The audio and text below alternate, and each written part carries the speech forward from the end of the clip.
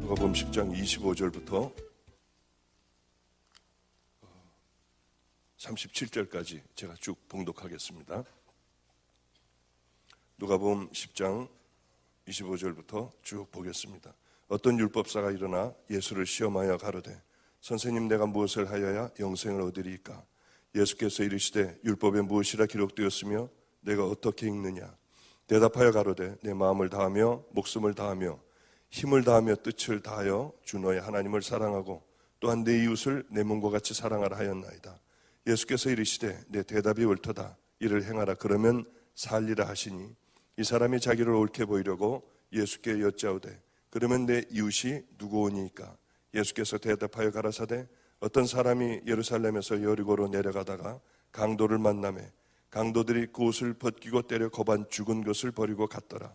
마침 한 제사장이 그 길로 내려가다가 그를 보고 피하여 지나가고 또 이와 같이 한 레위인도 그곳에 이르러 그를 보고 피하여 지나가되 어떤 사마리아인은 여행하는 중 거기 이르러 그를 보고 불쌍히 여겨 가까이 가서 기름과 포도주를 그 상추에 붓고 싸매고 자기 짐승에 태워 주막으로 데리고 가서 돌보아주고 이튿날에 데나리온 2를 내어 주막 주인에게 주며 가로되 이 사람을 돌보아주라. 부비가 더 들면 내가 돌아올 때에 갚으리라 하였으니 내 의견에는 이 세 사람 중에 누가 강도 만난 자의 이웃이 되겠느냐?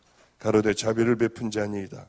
예수께서 이르시되 가서 너도 이와 같이 하라 하시니라. 아멘. 먼저 이 집회를 하다가 혹시 잊어버릴 것 같아서 가장 귀한 것 먼저 말씀드리겠습니다. 성령님의 음성을 정말 듣는 법이죠. 제가 하나님의 음성을 들은 것은 처음 주님을 만날 때였습니다. 그리고 이제 제가 주의 길을 가겠다고 결단을 하자 모든 음성이 다 끝나버렸습니다. 그리고 13년 동안 엄청난 고생을 아무 소리도 못 듣고 어떤 감동도 못 받고 13년 동안을 얼마나 어려움 가운데 지냈는지요. 그런데 그 어려움 가운데 지내는데 어느 날 이제 좀 아이들도 버려진 아이들도 함께 살면서 학교를 다니게 됐습니다. 저는 지금까지 한 20년 가까이 혼자 살아왔어요. 애들하고 함께 이제 살아왔죠. 애들 쌀이 있으면은 밥을 좀 해가지고 도시락을 싸서 콩을 이렇게 졸여가지고 간장에 졸여가지고 하트 모양으로 이렇게 도시락에 싸주기도 하고요. 계란이 생기는 날은 프라이를 해서 다 뜯어가지고 하트 모양으로 이렇게 해주기도 하고 편지를 써서 보내기도 했습니다.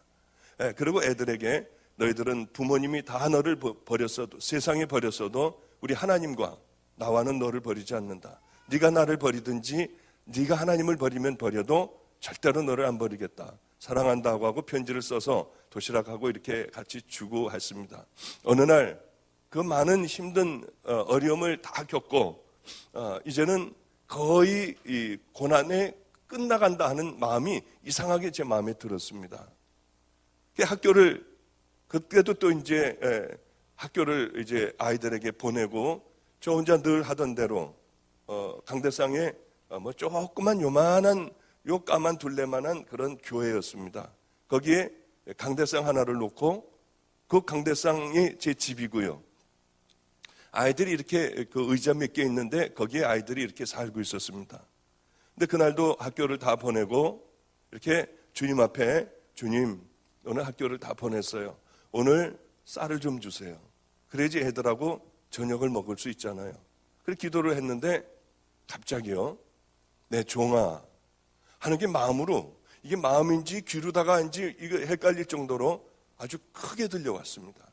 그래서 기도하다 말고 벌떡 일어나서 누가 나를 불렀나 하고 이렇게 돌아봤더니 아무도 없어요. 혹시 바깥에서 누가 뭐라고 하는 것을 내가 잘못 들었나 하고 나가서 살펴보니까 아무도 없었습니다. 그래 혹시 주님의 말씀이 아닌가 하는 생각이 얼른 드는데 주님이시겠구나 해가지고 이 교회 뭐 작은 교회니까 얼른 뛰어와서 강대상에 다시 엎드려서 주님 부르셨어요? 저예요. 그랬더니 말씀이 다시 시작이 되기 시작을 했습니다. 내 종아. 그게 얼마나 울음이 나는지요. 이게 13년 만에 듣는 그런 음성이었습니다. 그리고 제가 편안하게 아주 잘 의사로서 살다가 그 엄청난 고난의 현장에, 그러니까 여러분 어느 정도냐면은 노숙자하고 같이 살았어요. 노숙자들은 집이 다 허물어지는 폐허 같은 데서 삽니다. 거기 이불 한 장을 깔아놓고 한 7, 8명이 그 안에서 사는 거예요. 이 사람들은, 노숙자는 다른 게 노숙자가 아니라 알코올 중독자돼요. 보니까 전부 술에 하루 종일 취해서 있는 사람들이었습니다. 이불에다가 대변을 그냥 봐요. 거기서 누가 자고 있으면 거기다 대고 그냥 소변을 막 봐요. 얼마나 냄새가 나는지요. 여름에는 구데기들이 그렇게 슬어요.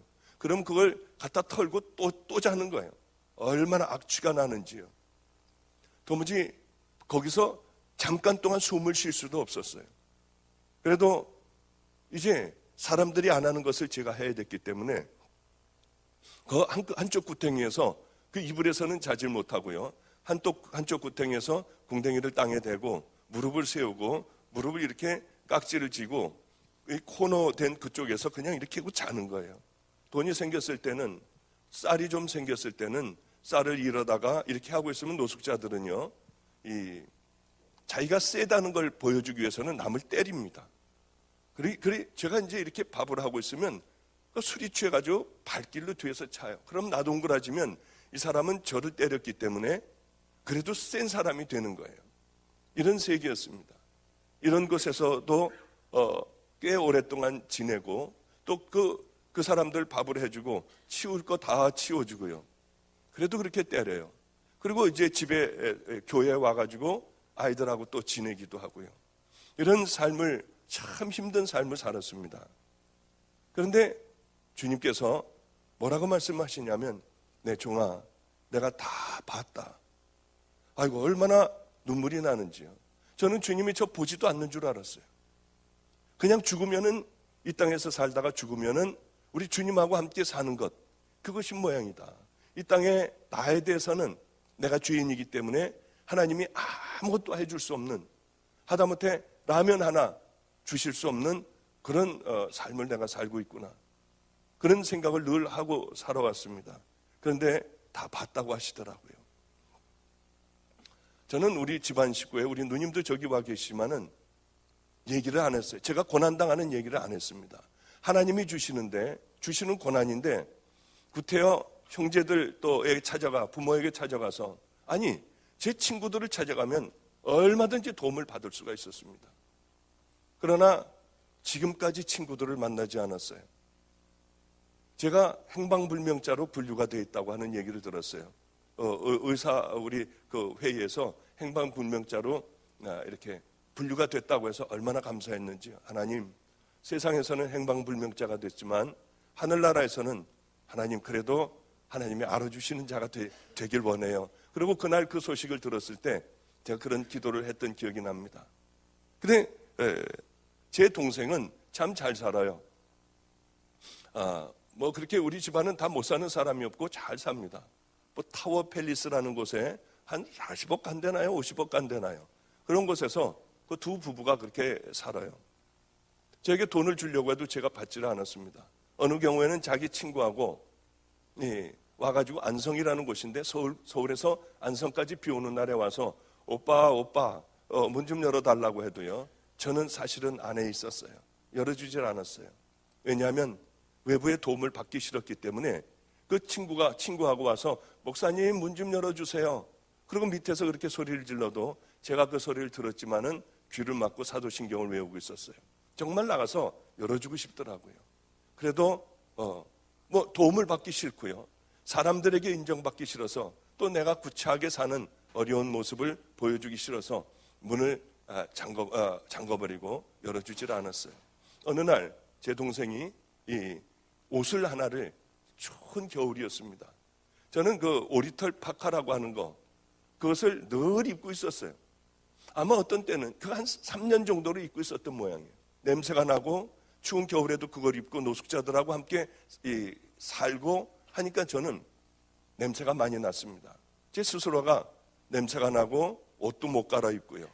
오랫동안 갈아입지도 못하고 어디 가서 세수할 데도 없었습니다. 겨울이면 왜냐하면 수도가 이 밖에 있기 때문에 밖이 다 얼어버려가지고 세수도 할 수 없었어요. 물론 이도 닦지도 못하고요. 정말 거지같이 그렇게 살았었습니다. 그런데 옷도 제대로 못 갈아입고 냄새나는 그런 옷을 입고 있는데 제 동생이 한 번은 전도를 이렇게 쭉 하고 교회로 들어오니까 앞에 요만한 물건이 하나가 이 쇼핑백에 물건이 하나가 앞에 놓여 있었습니다. 거기에 왜 그렇게 오빠 고생하고 살아? 옛날에는 잘 살았잖아. 그리고 그렇게 하지 마. 내가 이 캐시미어 코트를 하나 샀어. 오빠 옛날에 이런 거 좋아하고 입었잖아. 이거 비싼 거야. 200만 원 가까이 가는 캐시미어 코트야. 그 캐시미어 코트하고 목도리를 하나를 사다가 그 편지와 함께 저희 교회 앞에다가 놔뒀습니다. 도움을 전혀 제가 받질 않으니 옷을 갖다 놓은 거예요. 그래, 늘 그렇게 거지같이 살던 몇 년 동안 세탁 한번 해보지 않은 그런 오리털 그 파카를 벗어버리고 저는 왜냐하면요, 난로도 못 대니까 교회 안에 있을 때도 그걸 입고요, 잘 때도 그 옷을 입고 자고 밖에 나갈 때도 그 옷을 입고 나가는 거예요. 뭐 옷이 없으니까요. 그렇게 늘 한 가지만 입고 늘 다녔습니다. 그런데 이제 제 동생이 그 옷을 사왔기 때문에 이 옷을 더러운 파카를 벗어버리고 긴 롱코트인 캐시미어 코트를 탁 입고 이 캐시미어 머플러를 탁 하니까 정말 귀티가 나더라고요. 얼마나 멋있어 보이는지요. 오래간만에 이렇게 멋있는 것은 제가 처음 봤어요. 너무 좋았어요, 그 옷이요. 예전에는 뭐 그런 거 안 입었겠습니까? 밤낮 그렇게 입고 다녔죠. 그게 너무 좋았는데 그 다음 날이었습니다. 그 다음 날은 제가 어디를 나가지를 않았고 그 다음 날에 매일 나가는 전도를 쥐고 이렇게 우리 교회는 골목으로 들어와서 이 건물 앞에 가도 교회인지 몰라요. 이렇게 위로 쳐다봐야지나 여기가 교회가 있구나.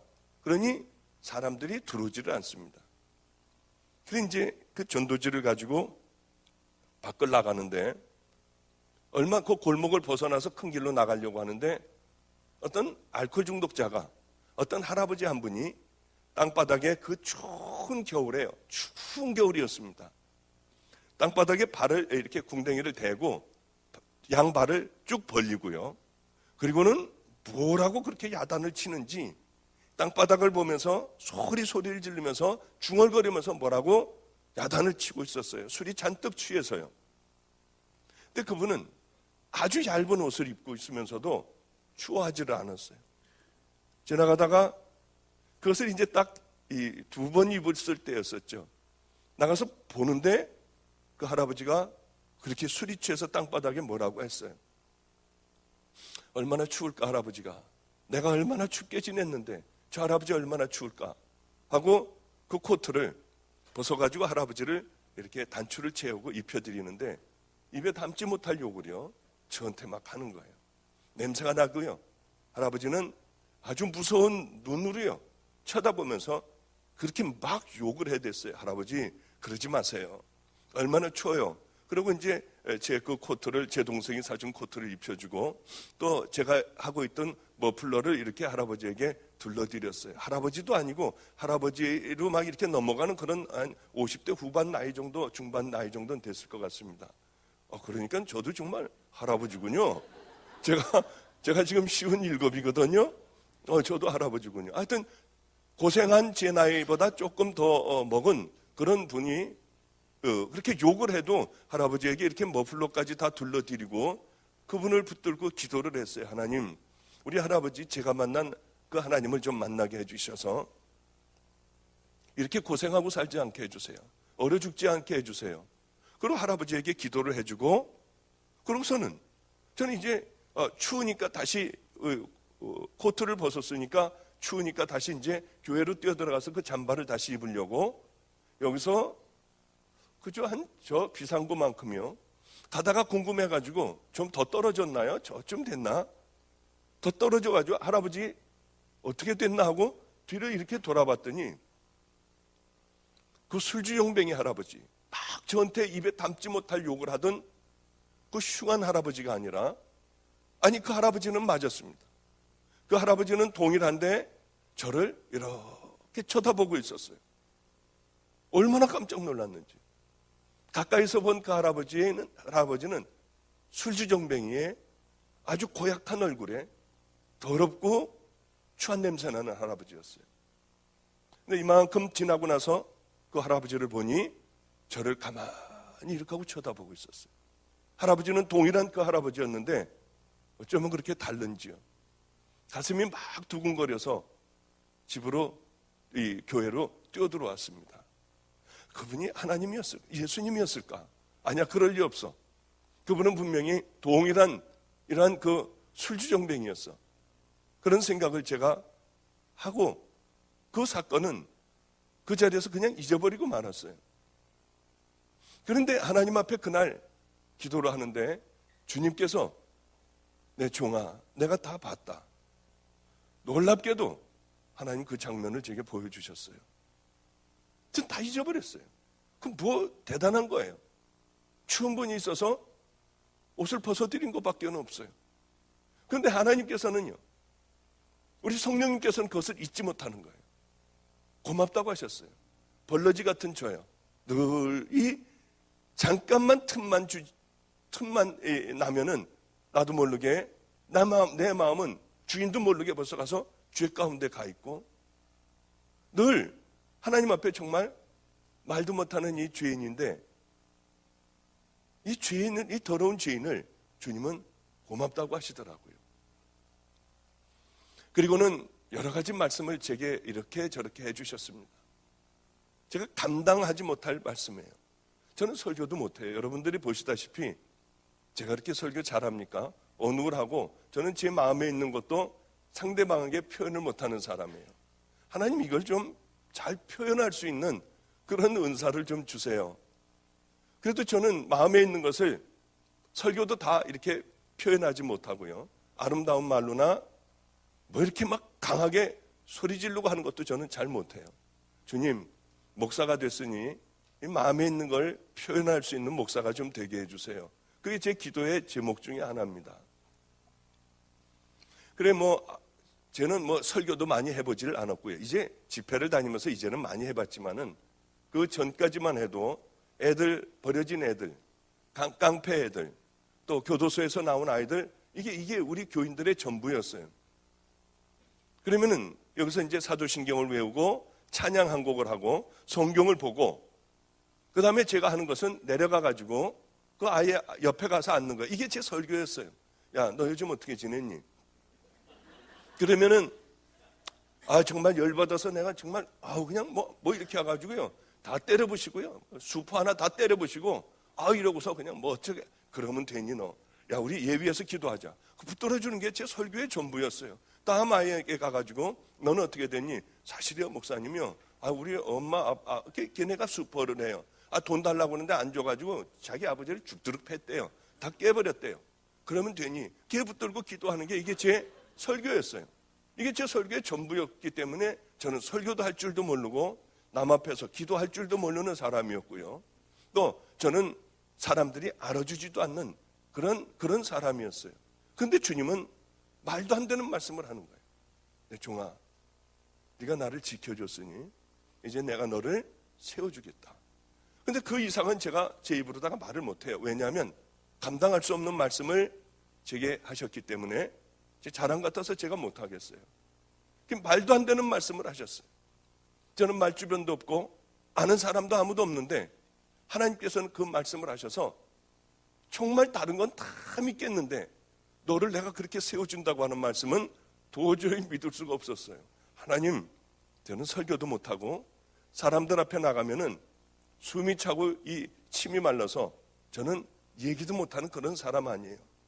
네가 하는 것이 아니라 이제 내가 하겠다. 그 말씀을 하시고 전 여기까지 오게 된 겁니다.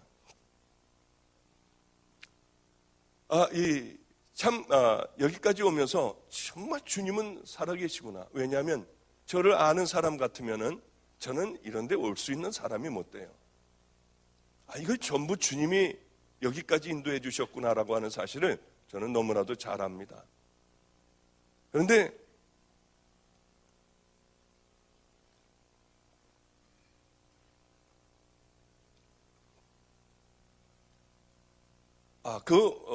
이제 성령님과 주님의 말씀을 이제 들을 수 있게 됐습니다. 들을 수 있으면서 어느 정도까지 들을 수 있었냐면 이제 하나님께서 그렇게 말씀을 하시고 난 다음에 우리 교회는 아무리 해도 이 한 명이 들어오는 교회가 아니에요. 누가 들어와서 예배를 못 드려요. 들어와봐야 냄새가 나거든요. 들어왔다 도로 가버려요. 들어와봐야 설교도 못하고 벅벅대고 있거든요. 그러니 그 설교를 누가 듣겠습니까? 설교 잘하는 교회 목사님들이 많은데 그렇게 이렇게 하고 내려가가지고 애들하고 뭐라고 얘기하고 기도해주고 끝나는 그 교회를 누가 오겠어요? 아무리 목회를 해도 우리 교회는 정상적인 사람은 하나도 오지를 않았습니다. 주님이 그 말씀을 하시고 내가 너하고 함께 하겠다. 그 말씀을 하시고 난 그 주일이었어요. 저 뒤에 어떤 사람이 하나가 와서 앉아 있어요. 아니 세상에 저 사람 왔으면 내가 설교 준비 좀 잘하고 나올걸. 그런데 그날도 그냥 사람이 있기 때문에 그냥 여기 서가지고 늘 애들에게 하는 얘기를 그냥 했어요. 우리는 하나님의 말씀대로 살아야 한다. 우리는 죄 짓고 살면 안 된다. 죄 졌으면 우리는 회개를 해야 된다. 그 얘기를 그냥 늘 하던 얘기예요. 우리는 하나님의 자녀인데 부끄럽게 살아서 되겠느냐. 그런데요, 애들이 울더라고요, 이상하게. 저 뒤에 왔던 사람이 이렇게 엎드려서 우는 거예요. 밤낮 하던 얘기였거든요. 저는 설교 제목, 설교도 잘 할 줄 모르고 뭘 깊이 연구할 줄도 모르기 때문에 그냥 그렇게 늘 하던 얘기밖에는 못해요. 그런데 저 사람이 울고 이 기도가 끝나고 저 사람에게 가려고 했더니 벌써 가버리고 없어요. 그 다음 주에 누굴 데리고 왔어요. 그리고 대전에서도 누가 오기 시작하고 서울에서도 누가 오기 시작하고 우리 아버님이 아는 그런 사람도 오기 시작을 하면서 교회는요 정말 순식간에 가득 찼어요. 이 작은 교회이기 때문에 순식간에 교회가 꽉 들어차게 됐어요. 얼마나 참 재밌었는지요. 그리고 조금 있다가 큰 교회로 옮겼습니다. 이제 그 얘기는 아마 내일쯤에 되지 않을까 생각을 하는데 큰 교회로 옮겼어요. 예전에 있던 교회보다 훨씬 큰 교회였습니다. 여기는 3년 동안만 열심히 하면 되겠구나 하는 생각을 했어요. 3년 동안만 죽도록 가서 전도하면은 여기가 채워지겠구나. 그런데요, 한 달 반 만에 교회가 가득 차버렸어요. 너무나도 신기했어요. 설교나 제대로 할 줄 알아야죠. 그런데 사람들이 몰려오기 시작하여 그 수많은 세월들을 한 명도 교인 없이 그렇게 지내오다가 주님께서 내 종아, 내가 너하고 함께 하겠다고 한 그날서부터 교회를 옮기기까지는 그렇게 오랜 시간이 걸리지를 않았어요. 옮기고도 금방 이렇게 가득 차게 됐어요. 그렇게 가득 차서 어느 날 또 기도를 하는데 성령님이 황당한 말씀을 하시는 거예요. 말도 안 되는 말씀을 하시는 거예요. 방주 교회의 담임자가 이제 곧 죽을 것이다. 내가 부를 것이다. 그리고 네가 그곳으로 들어갈 것이다. 아이고, 이 말씀을 하시는데요, 그건 틀림없는 거예요. 하나님이 한번 말씀을 하시면은 그거는 변개될 수가 없는 거예요. 저는 제게 주시는 하나님께서 제게 주시는 말씀을 조금도 의심하지 않아요. 그래서 얼른 방주교회로 찾아갔습니다. 찾아가야 되잖아요. 그 목사님을 죽으니까. 그래서 제가 찾아가가지고 만났어요. 당신 하나님이 죽는다고 그런다. 그 목사님이 나이가 연세가 얼마나 됐냐면 45세인가 46세인가 그랬어요. 당신 죽는다. 그러니 나하고 함께, 나도 금식 잘 못하지만 40일간을 하나님 앞에서 생명을 걸고 한번 이렇게 매달려보자. 그랬더니 뭐 제가 큰 교회 목사인가요? 개척교회 조그만 데 목사인데 뭐 그 큰 교회 목사님이 제 말을 들을 리가 있나요? 생각해 보겠대요. 가서 기다려도 답은 안 왔습니다. 그런데 하나님께서 그러시는 거예요. 성령님이 또 그러시는 거예요. 이제 얼마 남지 않았다. 그래서 얼른 또 찾아갔어요. 이제 얼마 남지 않으셨는데, 그렇게 얘기해야 될 수밖에 없잖아요. 이제 얼마 남지 않았는데, 목사님이 돌아가시면 내가 여기 들어오게 되는데, 목사님 기도해야 된다. 그러니까 대학병원에 가서요, 머리도 CT를 하고요. 뭐 있는 데는 다 CT를 하고, 이 내시경하고 밑에 다 하고, 하여튼 전부 검사를 했다고 그래요. CT를 할 수 있는 부분은 다 했다고 그래요. 그래서 건강검진을 한 그걸 가지고 왔어요. 전 의사니까 보라는 거죠. 나는 이거 모른다. 나는 의사였지만은 나는 이거 잘 모른다. 당신이 건강했어도 분명히 하나님이 아니라고 하면 아니다. 그분은 건강진단 가지고 온 것을 봤더니 이분은 간 경화인 줄 알았대요. 그런데 B형 간염이 말기였고 간 경화에 아직은 도달하지 않은 그런 상황이라고 하는 이 건강 검진 결과였습니다. 그리고 당신은 당뇨의 위험이 있다. 당뇨병에 걸릴 위험이 있으니 체중을 줄여라. 아직 당뇨는 아니고요. 약을 아무것도 쓸 필요는 없고 체중을 줄이라고 하는 이 건강진단서였습니다. 그걸 보니 이 사람이 죽을 리가 없겠더라고요. 그런데 하나님은 하여튼 그러셨어요. 그러니까 그 얘기를 교회에다가 설교 시간에 아예 해버렸습니다. 제 이름까지 대고요. 박보영 목사님이 나를 죽는다고 그랬다. 그걸 설교에 말씀을 하셨어요. 제 이름까지 대고요. 방주 교인들이 굉장히 거센 교인들입니다. 안성으로 전화가 와가지고 수도 없이 전화가 와서 당신이나 죽지 왜 남의 목사님 죽는다고 그러냐고, 당신이나 죽으라고 그러고서 전화를 끊는 사람들이 그래도 몇 개 있었어요. 얼마나 마음에 상처가 되는지요. 주님 그러면 어떻게 해요? 그러고 얼마 안 있어서였어요. 주일날이었습니다. 미리 앞에 가가지고 이제 강대상에서 기도를 열심히 주일 예배를 위하여 하고 있는데 전화가 한 통화가 왔어요. 목사님이 지금 바로 병원에 입원하셨다는 거예요. 배가 아파서 병원에 갔대요. 저는 이제 마지막이겠구나 생각을 분명히 했어요. 병원에 갔는데 이 대학병원으로 가라고 그래서 대학병원에 갔답니다. 나중에 들어보니 한 3일 쉬면은 된다고 그랬대요. 그러나 거기에서 유언도 하지 못하고 거기서 세상을 떠나게 됐어요. 47인가요? 46이에요. 얼마나 속이 상했는지요. 왜 그 말을 믿지를 못했을까? 왜 성령님이 하시는 음성을 왜 듣지를 못했을까? 제가 가서 얘기했을 때 왜 별 볼 일 없는 얘기로 들었을까? 얼마나 안타까웠는지요. 제가 이 장례식에 갔었어요. 굉장히 속상하더라고요. 얼마나 속이 상했는지요. 그러고는 시침 딱 대고 돌아왔어요. 이제 주님이 저를 거기 간다고 했으니 분명히 갈 것 아닙니까? 그러니까 이제 가만히 이제 저도 기도하고 있었더니 방주교회 장로님들이 다 오셨더라고요. 목사님이 가셔야 된대요. 그러니까 제가 거기를 왜 가냐고 했어요. 왜냐하면 그 교회는 아주 싸움이 굉장히 심한 교회였어요. 목사님들이 굉장히 힘들어하는 그런 교회였습니다.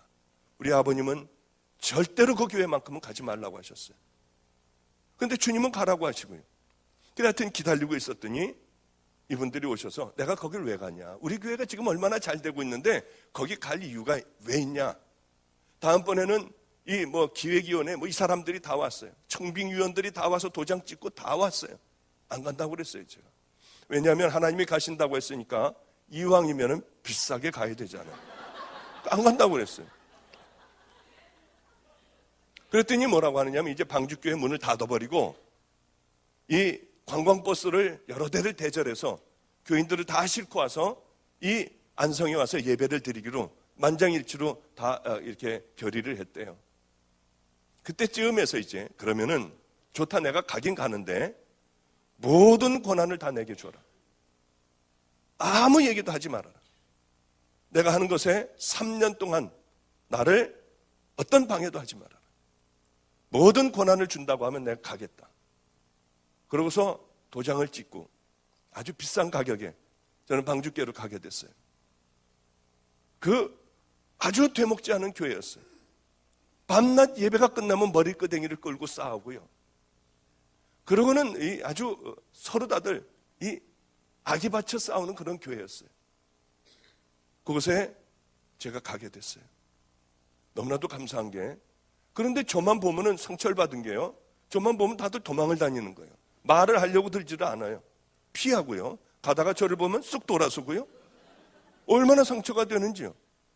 그래서 이제 한 자매가 저를 보더니 가다가 말고 쑥 돌아서서 지하실로 가요. 이건 도저히 안 되겠다. 참을 수가 없었어요. 따라 내려갔습니다. 따라 내려갔더니 막다른 골목에서 이렇게 하고 가리고 있었어요. 이렇게 자매님, 왜 저를 피하셨나요? 하고 물어봤어요. 그랬더니 이분이 대답이, 저를 얼굴을 보지 못하면서 목사님하고 잘못 얘기하다가 다 죽는다는 소문이 났답니다. 그래, 다 피하는 거예요, 하여튼요. 그러니 얼마나 목회하기가 좋겠습니까? 이건 제 말이 법이에요. 제 말이 법이에요.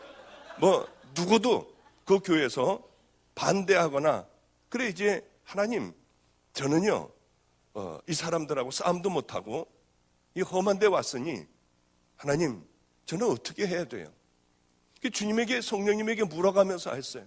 야, 여기 집사, 권사, 장로를 다 없애버려라. 그러면 강대상에 올라가서요, 여기 집사, 권사, 장로님을 다 없애버리겠습니다. 혹시 반대하는 사람, 정말이에요, 정말 그랬어요. 혹시 반대하는 사람 있으면 손을 좀 들어보시라고 그러면 눈이 마주칠까봐 다들 고개를 숙이고 한 명도 반대하는 사람이 없었어요. 그럼 오늘서부터 집사, 권사, 장로를 다 없애버리겠습니다. 근데 장로님이 이렇게 몇 분이 들어오셨어요. 목사님, 집사, 권사는 목사님이 없애버릴 수 있지만은 장로는 우리 이 지방에서 안수를 받고 오기 때문에 목사님이 없어져라 해도 그건 없어지지가 않는 거래요. 그렇기 때문에 우리는 무늬만 장로일 테니까 그냥 있는 걸로, 없는 거나 마찬가지니까 그냥 놔두시고 그냥 하라고 해요. 근데 목사가 없애버릴 수 없다는데 그럼 뭐 어떻게, 그래도 없어져라 그럴 수는 없어가지고, 그래 그러면은 그냥 가만히만 있어라. 그러고서 이렇게 지내게 됐어요. 지금까지 제가 방주교회를 지금 5년째 이제 들어섰습니다만은 지금까지 우리 교회는 다들 평신도예요. 아무도 집사, 권사, 장로 이런 거 없어요. 그냥 다 평신도예요. 주보를 봐도 다 평신도, 누구누구 성도, 누구누구 성도 다 그렇게 돼 있어요. 또 이 회의할 때마다 밤낮 싸움인 거예요, 이 교회가. 그러면은 자, 지금서부터 모든 회의를 다 없애버리겠습니다. 혹시 반대하는 사람 손들라고 하니까 또 머리들을 다 이렇게 해가지고 아무도 없어서 만장일치로 모든 회의를 다 없애버렸어요. 하여튼 그러면서 하나님께서 성령님께서 말씀 주시는 대로 그대로 다 했어요. 바보같이 그냥 그대로 다 했어요. 1년 동안에 하나님께서 함께 해주시는 부분이 없다면 나는 사표를 낼 각오를 했어요. 그렇게 지내고 나다가 보니까 1년이라는 세월이 지났습니다. 거기는 186명 중에, 교인 186명 중에 168명이 집사, 권사, 장로였어요. 일반 평신도는 그저 한 열 몇 명, 20명이 안 됐어요. 그리고 2년 동안에 새 신자가 딱 한 명 들어왔는데 6개월 있다가 도저히 못 견디고 아주 제일 그 끈질긴 사람이었대요.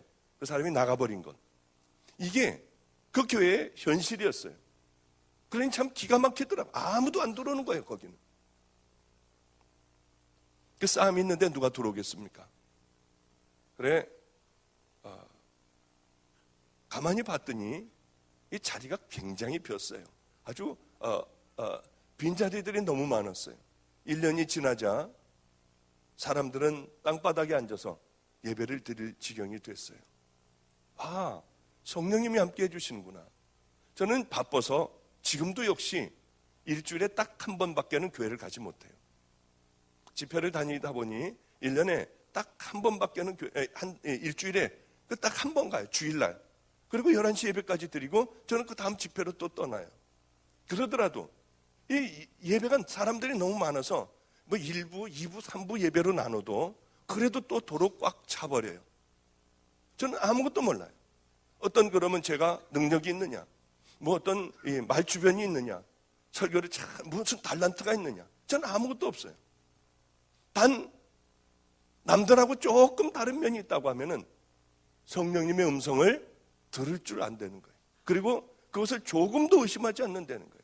기도하다가 뭐 뜬금없이 생각이 나면 이게 주님이 주신 말씀이다. 그리고 결과를 보면 반은 맞고 반은 틀리고, 그것이 아니라 분명한 한번 제게 주시는 말씀이면 틀림없어요. 우리 저 매형이 누님과 함께 여기 와 있어요. 어느 날 제가 집회가 있어서 우리 누님네 집에 샌프란시스코에 있을 때 거길 가게 됐어요. 매형하고 누님하고 그 집안 식구가 앉아서 예배를 드리는데 성령님이 말씀을 하시더라고요. 황당한 말씀을 하시는 거예요. 우리 매형 보고 너는 곧 죽을 것이다. 왜 이렇게 그런 얘기만 저에게 자꾸 해주시는지요. 이 얘기하기가 얼마나 어려운데요, 이게. 이게 말을 해야 되나 말아야 되나 하다가 우리 큰 누님에게 가서 우리 매형이 죽는다고 하는데 이거를 내가 얘기해야 돼 말아야 돼. 야, 그런 얘기 하지 마. 큰일 나. 미국은 그런 얘기 하는 거 아니야. 시험 들어. 그래서 이제 우리 어머님에게 또 말씀을 드렸어요. 이게 한 2년 전인가 3년 전인가 2년 전인가 모르겠습니다. 우리 어머님에게 말씀드렸더니 그런 얘기를 어디서 하느냐요. 그러면은 어떻게 가만히 입 다물고 그냥 가서 그냥 네가 기도만 해주라고 그래요. 그럴 수는 없잖아요. 뻔히 보면서 죽는 걸 뻔히 아는데 그럴 수는 없잖아요. 건강한 분이었어요. 그런데 도저히 하나님의 말씀을 분명히 필요해서 주셨는데 제가 얘기 안 할 수는 없었어요. 그래서 미안하지만 매형은 죽는다고 그랬어요. 오래지 않아서 죽을 것이다. 그러니 회개할 것 있으면 회개하고 하나님 앞에 바로 살 것 있으면 바로 살아라. 다행히도 시험에 들지는 않았어요. 그런데 바로 얼마 안 있다가 좀 힘이 들어 병원에 가보니 이 골프공만한 간에 급성 암이 생긴 거예요. 그래서 그 암은 진행되기 시작을 했어요. 저희 누님이 소리를 지르며 저에게 전화를 했어요. 막 울면서요. 기절을 했다가 또 일어나서 전화를 하고요. 박 목사는 하나님하고 친하잖아. 빨리 얘기 좀 해달래요. 하나님 앞에 잘 얘기 좀 해달라고 하며 소리 지르고 울고 기도하다 또 기절을 하는 거예요. 그런데 정말 죽음의 문턱까지 갔었어요. 너무나도 하나님 앞에 감사한 것은 그리고 암이 급속히 번져나가기 시작을 했어요. 스탠포드 대학에서. 그런데 마지막 정말 회개를 아주 기가 막힌 회개를 했는지 하나님께서는 기가 막힌 우여곡절 끝에 간이 하나가 왔어요. 그게 트랜스플란테이션이죠. 그것을 하려고 하는데 너무 작은 거예요. 이미 암은 다 퍼져 있고요. 이제 끝났구나 했는데 의사도 단연 이제 끝났다. 이제 끝났으니 마지막이다. 각오들을 다 해야 된다. 그랬는데 바로 얼마 지나지 않아 간이 또 하나가 왔어요. 그래서 간 이식을 아주 기가 막히게 하고요. 지금은 이렇게 건강한 모습으로 저 뒤에 앉아서 함께 우리 예배를 드리고 있어요. 우리 매형은 아마 이 교회에 이번 주에 등록을 할 것 같아요. 샌프란시스코에서 있다가 이 뉴욕에 온 지가 얼마 안 됐어요. 아마 간증도 아마 하고 하나님 만난 것도 얘기하고요. 이젠 철저하게 죽어가는 사람들 병든 사람들을 찾아다니며 그 사람들과 함께 기도하고 예배드리는 전혀 다른 사람이 됐어요. 그걸 통하여 하나님을 만나게 됐어요. 하나님께서는 죽는다고 하셨지만 그래, 이렇게 철저하게 회개하고 거듭나면 하나님은 또 하나님의 계획을 바꾸셔서 살려주시는 분이구나, 그걸 저는 깨달았어요. 여러분들에게 지금 이제 그 하나님의 음성 듣는 법을 잠깐 좀 말씀을 드리도록 하겠습니다. 이게 엄청난 금식을 하고 성결하게 정결하게 사는 사람들에게 들리는 음성이냐? 그렇지 않다고 하는 거죠. 우리 집 애들은 다 들어요. 우리 집에 버려진 애들, 이 세상에 저 쓰레기 같은 아이들, 이런 아이들도 회개하고 하나님 앞에 돌아왔어요. 얘네들이 엄청나게 어떤 기가 막힌 삶을 사느냐? 그렇지 않아요. 그래도 다 들어요. 이 듣는 법을 지금부터 말씀을 드릴게요. 자, 첫 번에 회개를 하지 않으면 안 됩니다. 회개를 하지 않으면 절대로 하나님의 음성을 듣질 못해요. 왜냐하면 하나님은 거룩하고 깨끗하신 분입니다. 성령님은 더러운 사람하고는 함께 절대로 할 수가 없어요. 회개를 해야 됩니다. 회개. 철저한 회개를 하지 않으면 우리는 평생 가도록 구원도 못 받고 절대로 받지 못합니다. 회개가 이루어지지 않았다면 여러분 다 지옥 가요. 그건 틀림없는 얘기입니다. 십자가 앞에서 십자가를 만난다고 하는 것은 회개하는 것을 의미합니다. 여러분, 이번 집회를 통하여 여러분들이 회개하지를 않았다면, 나는 한 번도 십자가 앞에서 내 삶을 철저하게 회개하지 않았다면 여러분은 틀림없이 지옥이에요. 여기에 다 천국 가겠습니까? 그렇다면 천국은 오염이 되어 살지 못하는 것이 될 거예요. 천국 가는 자의 수는 주님께서 적다고 분명히 못 박아 말씀하셨습니다. 그 귀한 것이 어떻게 아무나 우리같이 더럽게 살아가며 어떻게 아무나 들어가는 것이겠어요? 청함을 받은 사람들은 수도 없이 많습니다. 다 십자가 앞에 청함을 받은 사람들은 얼마나 많은지. 그러나 그 중에 택함을 받는 자들은 적다고 말씀하셨어요. 철저하게 여러분, 나는 천국 백성인가? 그렇지 않은가? 그것은 나는 회개했나 회개하지 않았나? 거기에 달려 있습니다. 그리고 회개하더라도 죄는 또 져요. 어떻게 죄 안 짓는 사람? 저도 죄 져요. 아까 목사님하고 잠깐 말씀을 드렸지만은 제가 집회를 이렇게 하고 가면 사람들이 저를 대단한 사람인 줄 알아요. 절대 그렇지 않아요. 이 마음에도 음란이 있어요. 이 마음에도 욕심이 없겠어요. 이 마음에도 왜 거짓이 없겠어요? 모든 것, 여러분들이 가지고 있는 것 다 가지고 있어요. 왜 넘어지지 않겠어요? 왜 쓰러지지 않겠어요? 그렇지 않고 나는 똑바로 가는 나는 주의 종이다 하면 그 사람은 거짓말쟁이에요. 인간인데 어떻게 그럴 수가 있겠어요? 예수님 외에는 그렇게 똑바로 산 사람이 없어요. 그러나 우리에게는 십자가가 있기에 십자가 앞에서 또 회개를 하는 거죠. 정말 바로 살려고 몸부림을 치는 거죠. 그래, 회개하지 않으면 하나님 나라를 볼 수도 없고요, 들어갈 수도 없는 겁니다. 여러분, 날마다 죄지면은 그 주님 앞에, 십자가 앞에 회개하세요.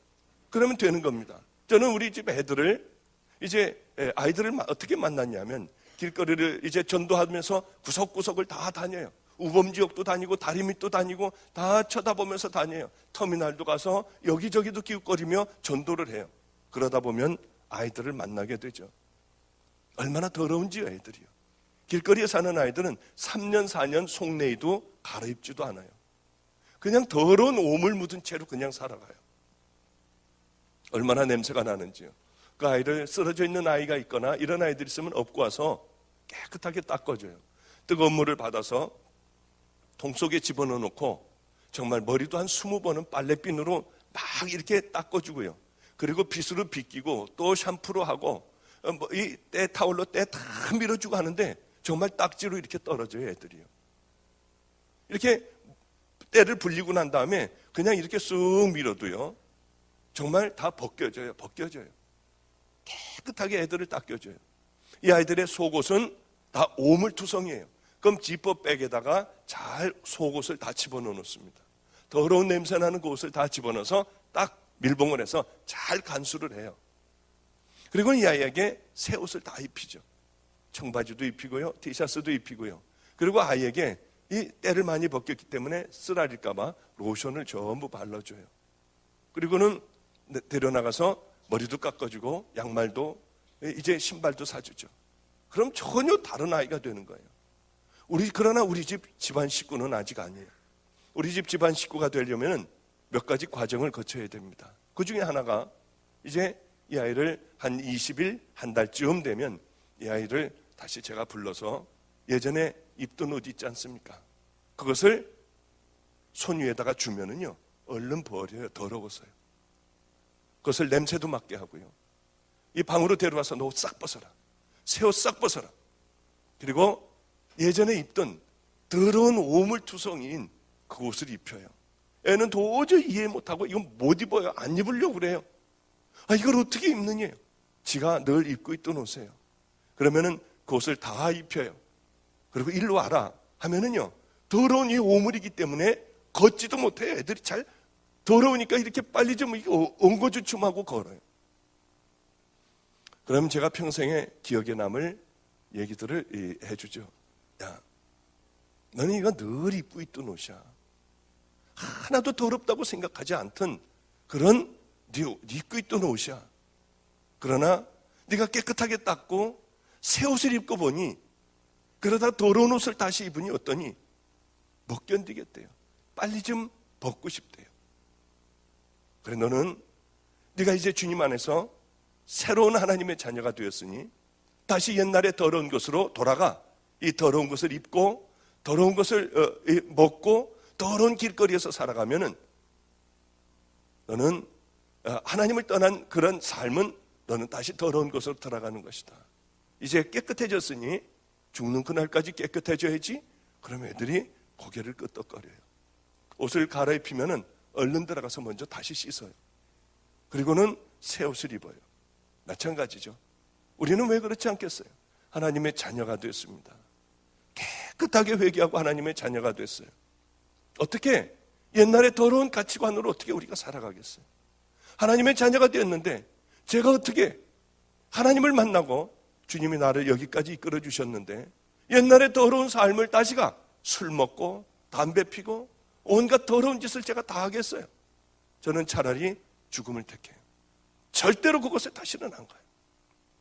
정말 주님이 아시지만은 저는 이 자리에서 죽는 것이 낫지 더러운 곳으로는 절대 가지 않아요. 왜? 저는 하나님의 자녀거든요. 하나님의 종이거든요. 이제는 변할 수 없는, 누가 때려도 총을 가지고 쏜다 해도 너 믿을래 안 믿을래? 믿은다 하면 쏜다 해도 저는 변화될 수 없는 하나님의 자녀가 되었거든요. 이 땅엔 참 짧아요. 이 짧은 세상에 이제 내가 어떻게 살아가야 할 것인가? 다 죽어요. 심판대 앞에 다 서게 됩니다. 그런데 이 땅에 우리가 어떻게 사느냐? 이 땅은 저는 가만히 생각을 해보면 리허설하는 곳이다. 그렇게 생각을 해요. 이제 본 무대가 시작되기 전에 열심히 연습을 하는 거예요. 얼마나 리허설을 잘했느냐에 따라, 연습을 잘했느냐에 따라 본 무대는 어떻게 성공하느냐 실패하느냐 이게 달려있는 것 아니겠습니까? 우리는 동일하게 이 땅의 우리들의 삶이 리허설을 하는 삶이다. 그런 생각을 저는 해요. 열심히 주님의 뜻대로 살아가는 거예요. 주님이 뭘 원하시는가? 우리가 성경을 읽고 그 말씀에 순종하며 살아가려고 몸부림치며 우리들의 적은 것부터 하나하나 변화시켜 나가고 그분의 뜻에 맞는 그런 삶을 살아가는 거죠. 만약에 열심히 우리가 그런 삶을 살아간다면 세월이 흐리면 흐릴수록 우리들의 믿음의 발자취는 똑바른 천국을 향해 갈 것이고, 그런 거 아무것도 생각하지 않고 그냥 교회 와서 예배 드리는 것 하나로 구원받았다고 생각하고 그저 겨우 천국만 가면 되지, 세상과 이 하나님을 번갈아가며 신앙의 회색지대에 있으며 나는 하나님의 자녀라고 생각한다면 그것은 철저하게 잘못된 믿음과 신앙이라고 하는 것이죠. 그 사람은 10년을 가나 20년을 가나 동일하게 그 믿음으로 썩어진 믿음을 붙들고 그렇게 살아가다가 주님의 심판대 앞에 섰을 때 천인 공로할 얘기를 듣는 그런 사람들이 허다하게 많다고 하는 거죠. 저는 하나님께서 제게 13년 만에 말씀이 계셨어요. 기도를 하는데 이런 부탁을 하셨어요. 저는 분명히 그것은 맞다고 생각하고 성경을 뒤지기 시작했어요. 성경에서 분명히 확정이 됐어요. 확정이 됐습니다. 내 자녀라고 생각하는 자들이, 내 종이라고 생각하는 자들이, 허다한 무리들이 넓은 길로 가고 있다. 멸망의 길로 가고 있다고 하셨어요. 소수만이 천국 자녀들이 될 것이다. 얼른 너무나도 놀랐어요. 충격이었어요. 하나님의 말씀은 제게 단 한 번도 어그러진 적이 없어요. 그래 얼른 성경을 찾아보기 시작을 했습니다. 정말 천국 들어가기는 어려웠어요. 십자가를 만난 하나님의 자녀들만이 들어가는 곳이었어요. 스스로들 여러분 생각해 보세요. 난 정말 만났나? 이것은 엄청나게 중요한 것이에요. 사람들은 이 미래를 위하여 보험도 들어요. 자녀들에게 돈을 남겨주려고 열심히 바둥바둥 모아요. 좀 잘 살아보려고요. 집이라도 한 칸 마련해 보려고 목숨을 걸고들 일들을 해요. 미래를 위한 준비는 철저히들 하지만 그저 100년도 안 되는 7, 80년을 위하여, 그리고 남은 삶 20, 30년을 위하여 철저하게 준비하지만 너무나도 기가 막히게 영원한 삶이 걸려있는 그 나라를 위하여 준비하는 자들은 거의 없다고 하는 것이에요. 내 신앙과 믿음을 다시 꺼내보고 내가 지금 바른 길을 가고 있나 아니면 거짓 믿음으로 가고 있나 자꾸 꺼내보며 이것이 올바른 길인가 아니면 더러운 길로 내가 세상적인 길로 가는가, 나는 하나님의 말씀에 순종하고 사는가 세상의 가치관으로 살아가는가 자꾸 꺼내보고 잘못됐으면 다시 방향을 바꾸고 잘못됐으면 버리고 싸우고 하는 사람들은 거의 없는 거예요. 거의 그냥 살아가는 거예요. 그냥 살아가는 거예요. 하나님은 분명히 제게 말씀하셨어요. 너무나도 안타깝다고 하셨어요. 다 지옥의 길로 가고 있대요. 얼마나 충격이었는지요.